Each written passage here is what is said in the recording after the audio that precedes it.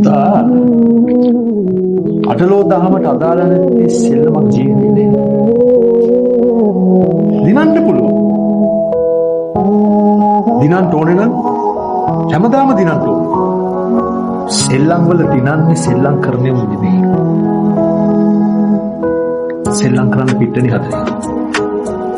කවදා හරි දවසක සෙල්ලම් කරන්නේ උන්ට ඔබ පිටණියක් හදුවා. සෙල්ලම හදන කාලයක්. සෙල්ලම් කරන තැනක් හදලා සෙල්ලම් කරන උන්ගෙන් සෙල්ලම් කරනවට සල්ලි ගන්න.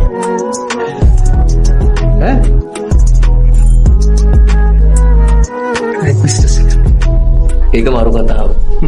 යා මගේ ගමනේ සිටියම මගේ ඔළුවේ ඇඳි කරම පමණට වඩා කතා දැන් ඇති කරම උදව් පුළුවන් විදිහට හැමෝටම ලැබෙවි මට ඒව හොඳ හිත පසුවට හිනවයි වැදගත් මට කවදාත් එදා වගේම යදත් මම තවමත් මිතුරොත් වැදගත් හමු නොවුන